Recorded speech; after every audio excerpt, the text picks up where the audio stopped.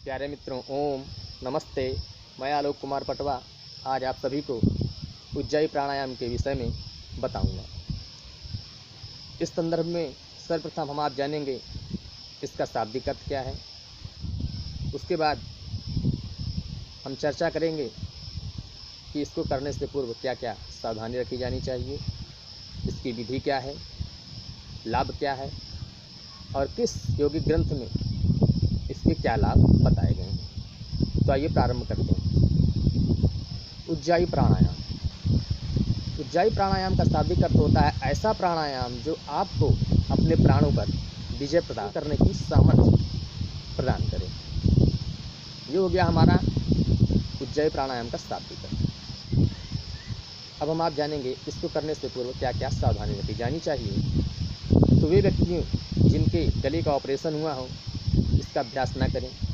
उष्ण प्रकृति के व्यक्ति इसका अभ्यास ना करें। जिनको बुखार हुआ हो वो भी इसका अभ्यास ना करें तथा हाई बीपी वाले रोगियों को भी इसका अभ्यास नहीं करना चाहिए। ये हो गई सावधानी। अब हम आप जानेंगे इसकी विधि, इसको कैसे करेंगे। तो इसको करने के लिए सर्वप्रथम आप किसी आसन में जिसमें आपको सुख, स्थिरता और सुख प्रदान हो उसमें बैठ जाएं, जैसे कि सिद्धासन। ये हो गया हमारा आपका सिद्धासन। बाईं एड़ी को सीवनी से टच करा के दाईं एड़ी को बिल्कुल प्रजनन अंग के बिल्कुल समक्ष रखते हुए ये हो गया हमारा सिद्धासन या कि पद्मासन। दोनों पैरों को क्रॉस कराते हुए एक दूसरे के ऊपर रख लीजिए। कमर, मेरुदंड, गर्दन और सिर बिल्कुल सीधा होना चाहिए।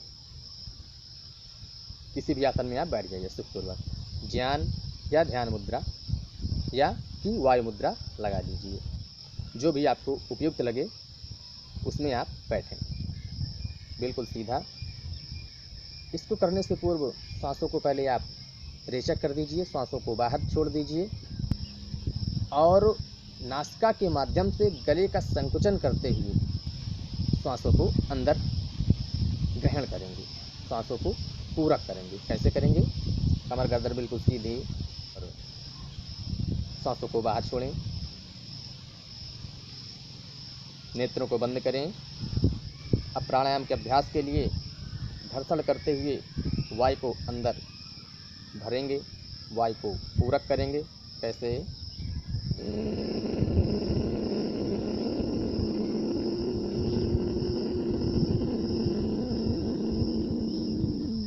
और जालंधर बंद लगाएंगे।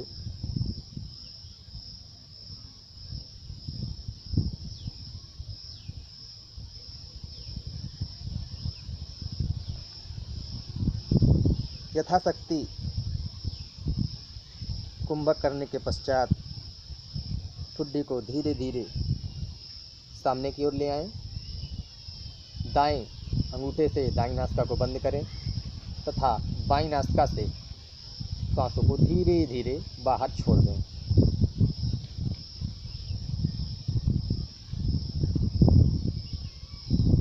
एक बार फिर से करते हैं।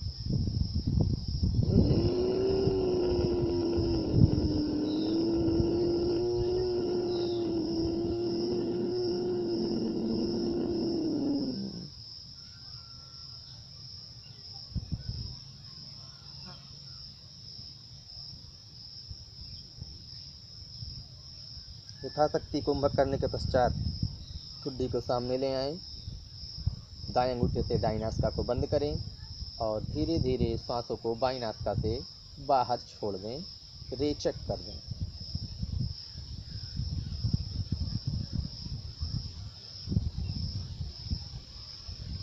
तो ये थी उज्जाई प्राणायाम करने की विधि। अब हम आप जानेंगे इसके लाभ। तो सर्वप्रथम हम आप हठयोग प्रदीप का और उसके पश्चात हिरण्य संहिता के हिसाब से इसके लाभों को जानने का प्रयास करेंगे। तो आइए प्रारंभ करते हैं हठयोग प्रदीपिका के अनुसार इसके लाभ। इसके लाभों का वर्णन करते हुए स्वामी स्वात्माराम जी कहते हैं कि श्लेष्म दोष हरम कंठे देहानल विवर्धनम नाड़ी जलोदरा धातुगत दोष विनाशनम गच्छता तिष्ठता कार्यम उज्जायाख्याम तु कुंभकम। अर्थात इस प्राणायाम को करने से गले का कफ या कि खराश दूर हो जाता है। श्लेष्म दोष हरम कंठे। अब बात आती है देहनल विवर्धनम। यह प्राणायाम हमारे आपके शरीर की जठराग्नि को प्रदीप्त करता है। नाड़ी जलोदरा, नाड़ी संबंधी विकार दूर होते हैं, अर्थात नाड़ियाँ शुद्ध हो जाती हैं।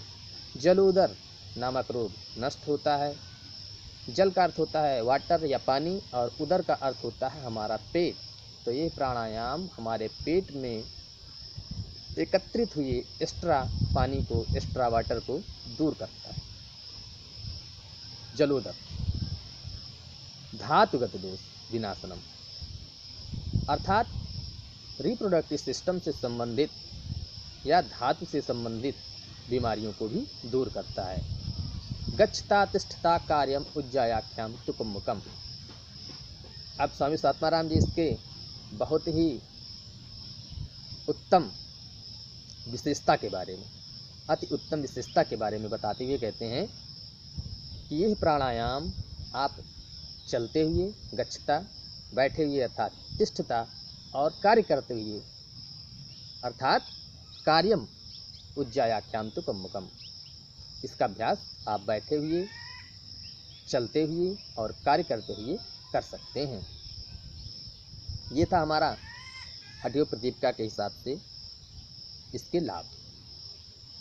अब हम बात करेंगे कि महर्षि घेरण्य ने अपनी घेरण्य संहिता में इसके क्या लाभ बताए हैं। तो उन्होंने कहा कि न भवेत कफ रोगः क्रूरवायुर्जीर्णकम आमवातम क्षयम कासम ज्वरम प्लीहा न विद्यते। और आध्यात्मिक लाभ की चर्चा ये कहते हैं कि जरा मृत्यु विनाशाय च उज्जाई साधयेत नरः, अर्थात इस प्राणायाम को करने से कफ रोग दूर होता है, अर्थात न भवेत कफ रोगः क्रूरवायुर्जीर्णकम, कुपित हुई वायु शांत होती है, अपच की समस्या दूर होती है, इंडाइजेशन दूर होता है।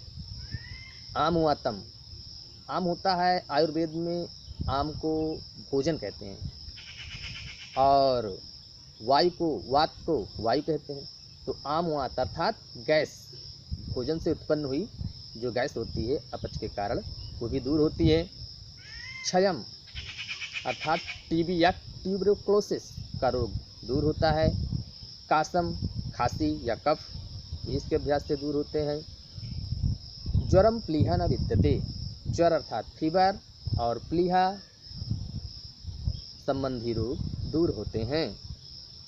प्लीहा को इंग्लिश में स्प्लीन के नाम से जानते हैं। तो इस प्रकार हम आपने जाना कि महर्षि घेरण्य और स्वामी स्वात्माराम जी के हिसाब से उज्जयी प्राणायाम के क्या लाभ होते हैं। अब हम जानते हैं इसके सामान्य लाभ की। ये तो हमने हठयोग के ग्रंथों के हिसाब से बताया। अब हम आप सामान्य लाभों की चर्चा करते हैं। तो शरीर से संबंधित बीमारियों में इस प्राणायाम के अभ्यास से थायराइड की समस्या दूर होती है, गले का कफ दूर होता है, जो बच्चे हकलाते या तुतलाते हैं उनकी भी समस्या काफ़ी हद तक दूर हो जाती है, और इस प्राणायाम के अभ्यास से आपकी आवाज़ अत्यंत ही मधुर एवं सुरीली हो जाती है। ये था हमारा सामान्य लाभ। इस प्रकार हम आपने जाना कि उज्जयी प्राणायाम का शाब्दिक अर्थ क्या होता है, इसको करने से पूर्व क्या सावधानी रखी जानी चाहिए, इसको करने की क्या विधि है और क्या लाभ हैं। यदि ये वीडियो आप लोगों को अच्छा लगा हो तो आप अपने मित्रों में, व्हाट्सएप ग्रुप में या फेसबुक पर शेयर कर सकते हैं। नमस्ते। ओम।